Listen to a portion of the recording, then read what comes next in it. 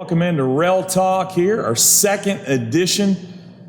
Something we're going to do much more regularly here during the 2026 season. We hope everybody enjoyed our first episode with the Bells, and we would like to follow it up today. We got Cody Thomas in the house. CT, I appreciate the time, buddy. Yeah, thanks for having me here. And we're going to have some fun today. I want to take a walk down memory lane. I want Railroader fans that have had the opportunity to watch you on the field so far, I want to bring them inside the clubhouse. I want to show them who Cody Thomas is as a person, as a leader, as a man. So I want to start back. I want to go all the way back for people that might not know. You had a pretty budding football career at one point, all the way back to your days at Colleyville Heritage. Mm-hmm. I was looking up some numbers today, and this is insane because let's face it, Texas high school football is king. You know that. Mm-hmm. Friday nights in North Texas, the world stops. It doesn't matter what city, what community you're in. Everything's put on hold for high school football. For you, that came at Colleyville Heritage. 83 touchdowns in 2 years, 51 as a senior. If I would have asked you how many touchdowns did you have as a senior, could you have told me 51? No. You wouldn't have known that? Wouldn't have known that one. 51. How's that happen? How do you do that? Really good receivers. Really? That's what I had. Yeah, we had a couple guys. I was proud of that. We had two guys reach 1,000 yards receiving that year. And so I had some guys who go get it for me, and I came up in an offense where it was spread offense for like Texas Tech. The whole game plan was get it to the game players, give it to the athletes and let them do the rest. Yeah. Make them make you look good. You know what I mean? It was nothing about me. I was a facilitator to the stars. You know what I mean? That's how I saw my role, is like, give it to the guys who know how to make people miss and catch the ball, and they'll do the rest. Well, you facilitated to the tune of 7,200 yards in 2 years, 83 career touchdowns, and that obviously puts you on the map from a recruiting perspective. You decided to go to Oklahoma. Mm-hmm. Talk about that process in terms of recruiting and kind of other schools you considered and what it was like when you ultimately made the decision to go to OU. Yeah, so when you get recruited as a quarterback, obviously most of these schools kind of dish out a couple scholarships a year, and usually only one quarterback commits per school. So once you start getting these offers in, you're not allowed to take official visits till your senior year. But with the quarterback position, like, you'll see guys starting to commit to schools, and these schools are starting to get taken up. So there's a little bit more pressure to make that decision quicker. So for me, I was doing all the visits on my own. Me and my dad would just drive places. And, we weren't able to really afford to fly to cross country and all that. So we were going all the places that were driving distance. So I went to Arkansas, OU, Oklahoma State, LSU, TCU in the backyard, Texas Tech, schools like that all around me. And at the time, Landry Jones was the quarterback at OU, and they were slinging the ball over the yard, which is the kind of offense I came from high school. And just kind of loved it from there. I had a buddy take me to the OU Florida national championship game when I was in middle school, when Tim Tebow was doing his thing. And that was my first experience watching OU football. And up until that point, I would consider myself a really big Texas fan, because I grew up watching Vince Young. Like, when Vince Young beat USC in the Rose Bowl, I immediately downloaded the video to my iPod video, and I would just rewatch the game, and I was just all in on Texas. And sure enough, they didn't really recruit me, didn't want me. So I was like, you know what, I'll go up north to your rival and try and kick your butt every year, I love it. I love it. So you end up in Norman, and I want to transition for a moment because I think it's really cool. We've talked about, in fact, every year before the season starts, I always have the team over every night before the season starts, kind of giving my hoorah speech. And I remember that night, me telling you guys that what makes our relationships so special is some might take the perception that athletes and the world and the connections is a really large one, but when you really boil it down, it's really not. It's a very small knit group. And there's instances of that even on this team. I talked that night about my relationship with Delano DeShields Jr. and how it actually started. I've known Delano since back he was in the Astros organization far before I ever made it into professional broadcasting. And there's a connection between you and I, Cody, that I'm going to unveil on you now for the first time. Mm-hmm. In fact, I'm blown away that I did not know this. Fans know that I have a connection to OU as well. I grew up a big OU fan. November 22nd, 2014, Samaje Perine, 427 yards, 6 touchdowns. You were under center that day. You were handing him the ball. I was in the house that day. I was there in Norman. Okay. Took my daughters, and it was one of them that made mention to me, hey, Dad, Cody was under center. Like, no, he wasn't. Yeah, he was. Yeah, he was. I had to go back and look it up. Yeah. Talk about that day, just handing it to the guy that could just do whatever he wanted. What was that like? That was like, it really didn't even feel like I really played. I really was just there to catch the ball and hand it off to him. I think I probably had like 12 pass attempts or something like that on that game. And it was in the first half because if you were there, obviously you remember how much rain was coming down. 90-minute delay that day. Yeah, a lot of rain. I told my family, in fact, the girls were like, how long are we going to stick around? I told them, we're not leaving. I'm one of these guys. I don't care if we're here 9 hours. Yeah. We're not going home, but a 90-minute delay. Yeah. I remember Stoops said that was the rainiest game he's ever been a part of in his career, which, if that tells you anything. Right. And I remember telling my quarterback coach, I was like, man, I can't throw this ball. Like every time I got it, we'd always practice throwing a wet ball in practice just in case. Like every week we'd practice it, the last practice of the week. They'd hose down the balls and we'd start throwing or whatever just to get used to it. But there was another, I hated making excuses, but I was like, I can't throw this thing. This thing feels like a 5-pound dumbbell that's, got petroleum jelly on it, So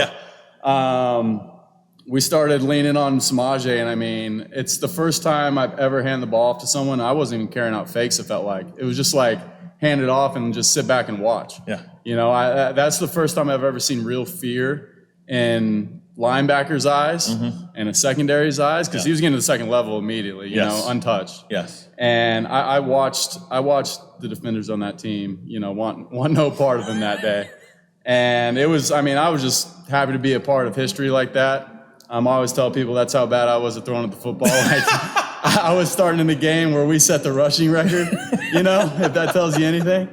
That was an unbelievable performance by him. And if you know Samaje, it's the most deserving person of that record. Yeah. That was a special day. Fun day. 427 yards, 6 touchdowns for Samaje that afternoon. Sometime after that, you would transition to baseball. You make baseball your focus. Had a couple great seasons at Oklahoma. Then you make your way into professional ball, minor leagues. You get the call with Oakland. And I want to talk about your home run off Brian Bayo for the Red Sox. Immediately when you barreled that ball up, what goes through your head at that point? Because you had never had a big league home run. You're playing at the pinnacle, playing at the highest level. You have reached the mountaintop. And you are in a moment where, as a hitter, the best thing you do is hit a home run, and you have just done it. What was going through your head? So behind the plate that day was Connor Wong, who was a teammate of mine coming up through the minors with the Dodgers. We played, I think, low A, high A, and double A together. So I was very familiar with him and how he called stuff, and I knew he was probably going to throw off speed to me, not really give me too many fastballs to hit. When I hit it, I put my head down and ran because, I hadn't hit one in the big leagues yet. I'm not going to sit there and sure enough, the ball hit the top of the wall and got out there. Like, it snuck out. It was, I got one homer to my name, and it was the shortest one you could possibly hit at that stadium. Still left the yard. So obviously, when it left the yard, that was a great moment. Someone later told me that was the first homer he had given up on his changeup that year. Oh, wow. And I had no clue, right? I'm just up there. I don't know anyone. I'm just up there trying to do my best. And so when someone told me that definitely made me feel like a little bit better about it. I was like, all right, that makes me feel a little bit better that it was a wall scraper, that was a cool moment. Yeah, definitely a cool moment. Trip back to the dugout. Once you got back in the dugout, what was that like? Honestly, don't remember it. Really? I couldn't. Just on cloud 9 from what you just accomplished? I remember hitting it, and I remember sprinting, and then when I left the yard after that, I don't remember. Yeah. I often say that one of the unusual things about baseball is sometimes it's a relationship where she won't love you back. Yeah. And I'm always amazed, and you certainly fall into this category, about players that finally break the ceiling, get up into the big leagues. Maybe the timing isn't right, or for whatever reason, you come back down and you just continue to flourish at the AAA level. Yeah. And just knock the socks off the ball continuously. You're certainly an example of that. As you continue to succeed, after you were brought back down, was it hard for you from a standpoint of what more do I have to show to get another crack? Because from afar looking at you and your career then, you were certainly a standout performer. Was it one of those situations where did you get dejected during those moments at all? I would definitely say there was those moments. I think that's just like natural reactions to it. Yeah. And my manager Kotze, I always appreciated how straightforward he was with me too. I mean, there's no secret when I did get up there, I was probably in the older crowd for getting their debut or whatever. And he told me, he goes, in the position you're in, man, you got to do something like, you basically got to come up here and be Babe Ruth for an extended amount of time, you know? And I understood that. And that was kind of just the facts of the situation, which again, I had to swallow like a pill and keep my head down and keep doing what I was doing. But when I first got called up, I was telling this story of just like how quick and how different it really is up there. Because, I mean, I wouldn't say I did terrible. I wouldn't say I did great. But the start of my career up there, I think I went like 7 for 12 my first week in the big leagues. And I was like, oh, this is awesome. I'm here. Let's go. You know what I mean? Like, how could you not, right? Like, it was probably the best start you could ever, I could have ever imagined, you know? And I was gone a week later. You know, it was just like that. I went, I think, like 1 for 18 after that. And it was like, thanks, we'll see you. And so that was my first taste up there, obviously, and that I definitely took a lot from that experience. And everyone talks about the jump from AAA to the big leagues and how big it is and how quick guys make adjustments to you and how quick you got to make adjustments back. And I found that out, just like you said, baseball, it's going to teach you lessons the hard way. And that definitely did that to me. And but to sit here and say, you know, like, oh, I got wrong or anything like that, or, I mean, I don't know. What I've found is everyone's journey is different. I watched guys, my best friends even, like Gavin Lux, a guy that we were playing at every level together, and then 2019 we were in AA, he decided to hit 350 on a season and almost 30 homers, you know, and just took off. Off he went, right? Never played with him again. And I had guys that, you know, got to AAA and never got that call. And so, I tell everyone that I play with, I'm like, dude, you're a big leaguer as much as I am. I could just say I made it, sure, but you're a big leaguer just as much as I am. Things fell my way. And in this game, you know, you have to have stuff line up. It doesn't matter where you're at. Like, I mean, if I hadn't ever gotten traded to the A's when I did, I mean, that was the best thing for me in that moment, to get traded to the A's and showing up there. I mean, it's no secret that the A's and the Dodgers are two different organizations, you know what I mean? And so I got put in a good situation, got to Vegas and had a career year, and it happened for me. So I don't know. I don't sit there and say, you know, if this happened, that happened. I'm grateful for the journey I've been on, and just like I'm grateful to be here and be a Cleburne Railroader. I'm where my feet are, and just enjoy the journey, because I'm enjoying baseball now, here in this moment. I promise you, more than I did, you know, in Vegas or in Oakland, really. Fantastic. Fantastic. I want to talk about your family dynamic a little bit, because this is awesome for those that don't know the story, how intertwined you are with the Witt family. Obviously, you married into the family, as did James Russell, as did Zach Neal, former big leaguers. You obviously have a close relationship with your father-in-law, Bobby Witt Jr., your brother-in-law. What's that dinner table like when it comes to baseball discussion? The five of you guys, like, I'd pay big money just to sit down. I'm not going to say a word all night. I just want to listen when the five of you together are talking about baseball. Take us through what that conversation could be like. I can tell you I didn't have much to talk about at the dinner table for a while, you know, and I still really don't. I got the least amount of service time of the whole group, you know. I always say Junior's number one on the field, but I'm number one in the hearts. You know, I take that title. But yeah, it's basically the clubhouse when we get together. You got baseball network on at their house at all times. Right. That's just it's on the TV. Sure. But yeah, it's great. Like I said, I got lucky to have such great just brother-in-laws in general. Not the fact that they're big leaguers or anything like that, but just great humans. We got a built-in foursome on the golf course. And it's great. Every time we get together, it's the boys, it's the band. You know, it's fun. So it's very unique. Now I'm going to ask a point blank question. When you guys go out to eat together, Bobby Jr. picking up that tab? Who's picking that check up? Oh no, I don't know. You know, we went to this restaurant in Fort Worth. as a group. I mean, we get out to eat, I say, quite a bit as a group, but it's one of those, you don't know. I'm here to throw my card down any moment. I'm not expecting anything like that. But we ended up having a situation with the salad that there was a rubber glove in it.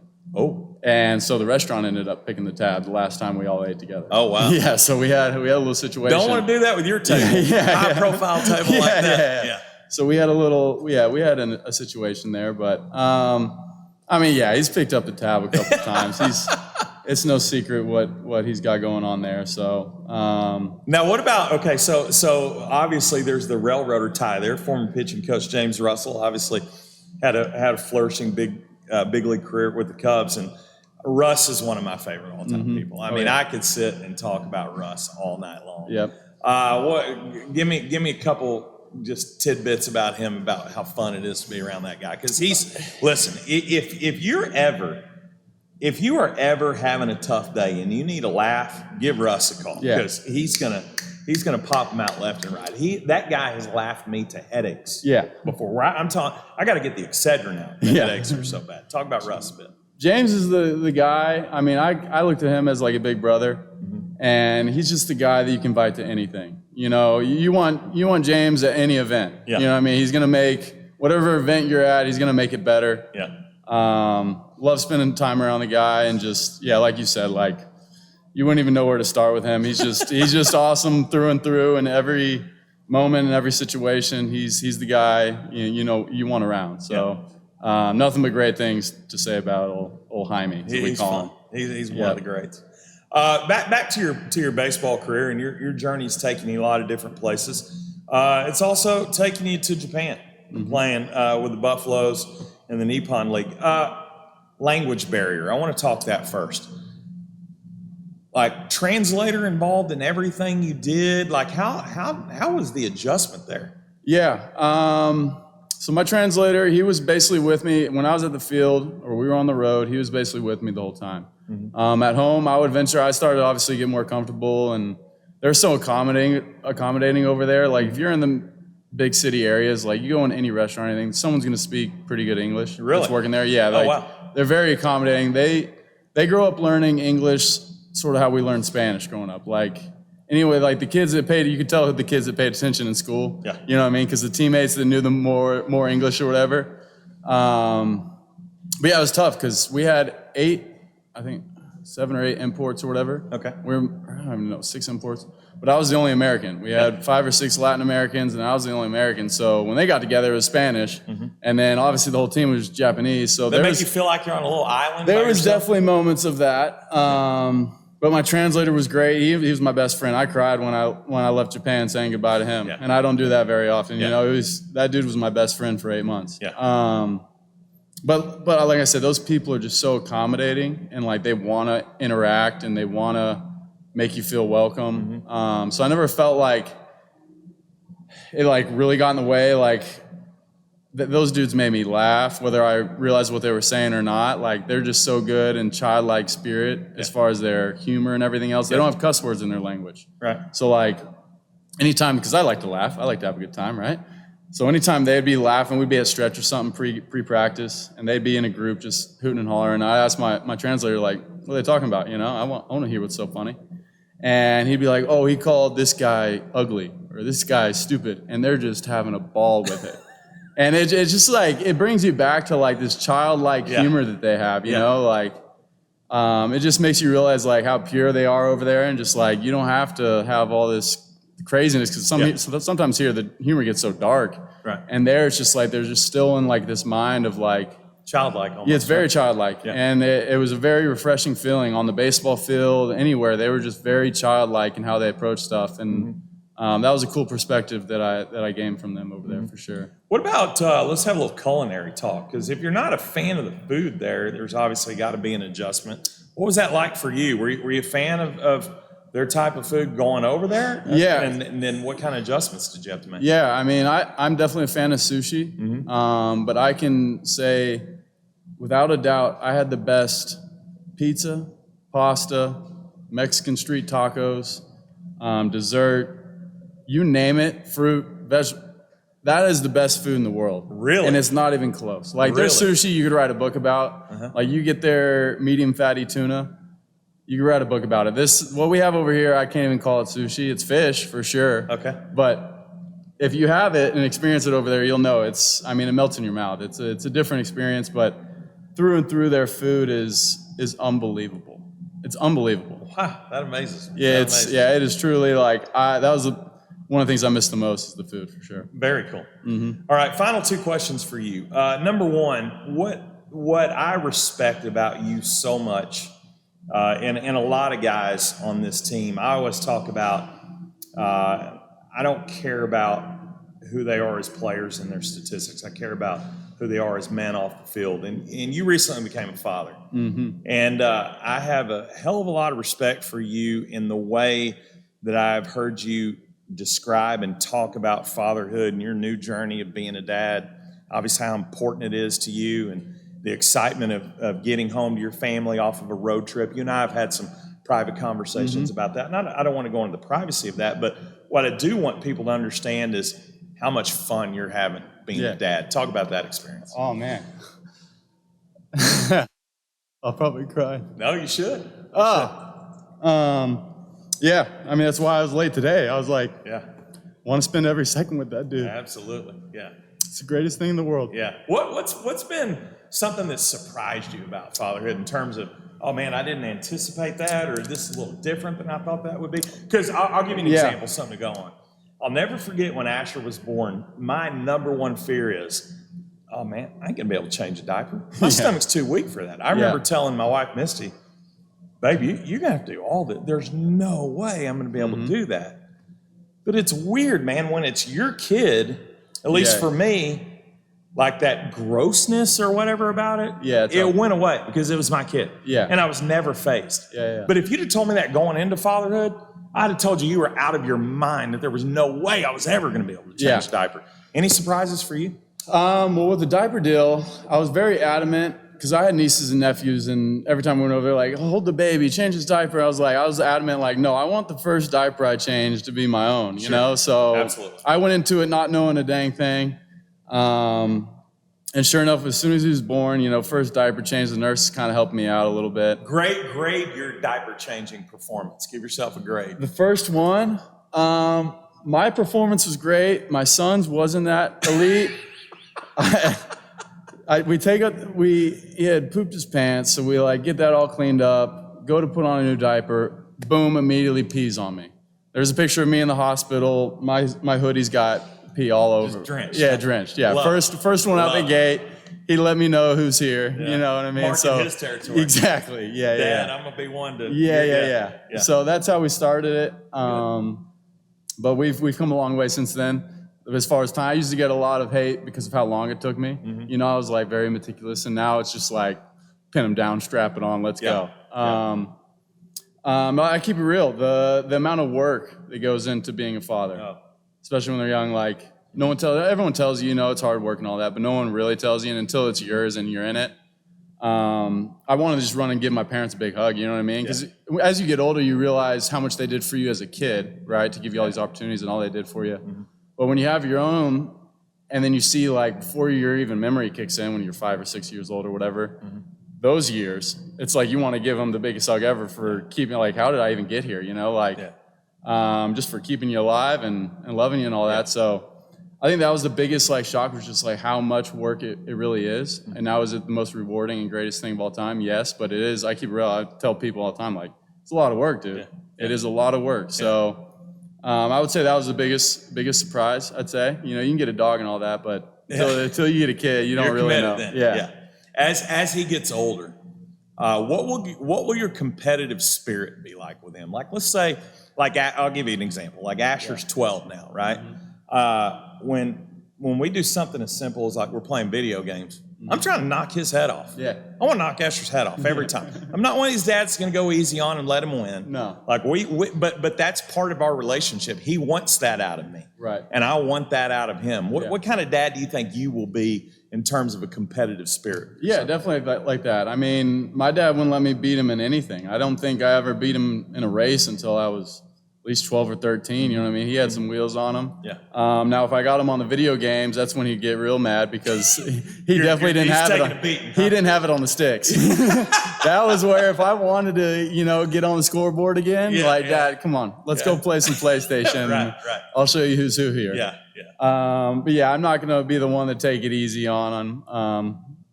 Which unfortunately for him, he's probably going to take some L's early on. But if he's a competitor like myself, he'll find a way eventually. And that's definitely something I'm looking forward to is that part of being a dad. I love it. Final question about being a parent. As he grows up, who will be more of the softy, mom or dad? Right now it's me. I can tell you that. My wife is definitely a little bit more strict on him. I let him play with remotes, stuff like that. She's like, I don't let him play with that. I'm like, I don't care. But I have a feeling when he starts getting older, I feel like I'm probably going to step in that role a little bit more. Yeah. But we'll see. Yeah, we'll see. We'll see. And as he transitions like into teenage years, when he needs to hit up the wallet, is he gonna come to mom or dad? Yeah. I have a feeling he'll probably come to me. Yeah, shake that money tree. At least that's how I did it. And if I know anything about you, and I'm not knocking you because I'm the same way, you're just gonna hand that credit card right on over, aren't you?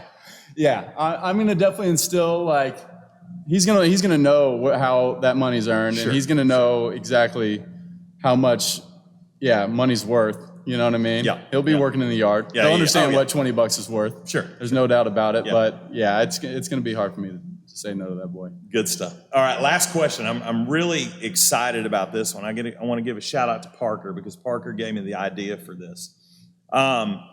You're a guy that has played high level in multiple sports. So you have had you've crossed paths with a lot of great athletes in multi-sports. We've talked about your family and just the recognizable faces there and their accomplishments, okay? And I asked you to bring your cell phone up for a reason because I think, at least I hope maybe, you're actually going to have to reference your cell phone when I ask you this question. But if I were to ask you, Cody, tell me the most 5 recognizable names in your cell phone right now. Who would they be? I would go Bobby Jr., Baker, probably Bob Stoops,